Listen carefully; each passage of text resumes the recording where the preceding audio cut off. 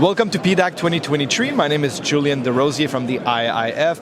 I'm here today with Craig. Hi, Craig. How are you doing? Good. How are you, Julian? Very good, thank you. So, Craig, first of all, if you could present yourself and the company you're representing. Yeah, my name's Craig Taylor. I'm the CEO of Defense Metals. We are a light rare earth project located just north of Prince George, British Columbia.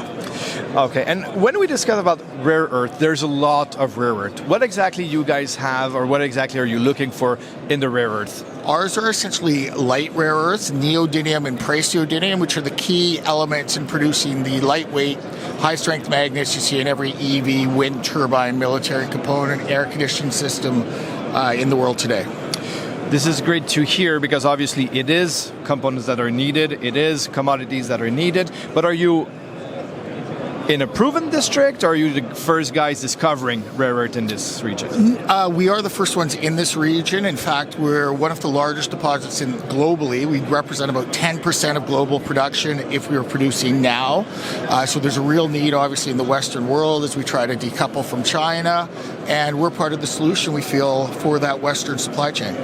And so if you say 10% of production, that could be 10% of production today. That means you have a resource. So maybe if you can walk new investors in of what you guys accomplished in the last 12 months. Okay, so we published a PA in January of 2022. So we have about 35 million tons of rare earths that can be produced into 25,000 tons of REO annually. And the global production is approximately 10 times that, so that represents 10%. We have a grade of about 2.5%. Our PA was done with 4,000 meters of drilling. We are currently updating our resource. That should come out in about a month, and we've added 10,000 meters to that. That's part of what we've done the last 2 years. We've also just engaged SGS to do a pilot plant for us at their lab in Lakefield, Ontario. So we're expecting those results shortly, and that will then be data used for our PFS. Well, that's great to hear. That gives also an overview of what's going to be happening in the next few months, in the next year for you guys, the milestones.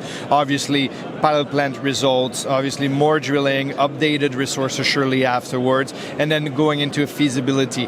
When we hear PFS and then going to feasibility, that means also environmental study has to be conducted in parallel. Did that already start? Yeah, we've started a long lead environmental studies about 2 years ago, and that'll be a continuous study throughout the PFS, throughout feasibility. We're working with 180 consulting on that front. They're our First Nations consultants as well as our environmental consultants and permit consultants. You're touching the First Nation subject. How are your relations with them right now? We've got a very good relationship with Cloud Lake First Nations. They're a very commercial band that we've been in touch with since before we owned 100% of the property. So we've had ongoing dialogue for 3 years. We've had our first agreement drafted up in April of last year, and we're working towards a second one. They have a suite of contracting companies that will complement our production going forward, so we look forward to working with them and speaking with the government in conjunction with them.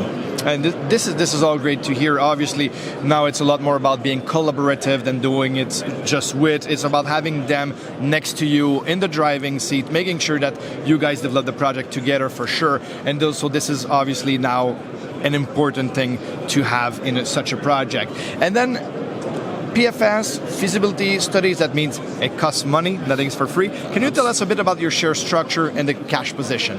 Okay, currently we've got about $3 million cash. Our share structure, we have 210 million shares outstanding, about 265 fully diluted. We do have plans to fund the PFS through several well-known funds that have been doing due diligence on the project for the last 3 to 4 months.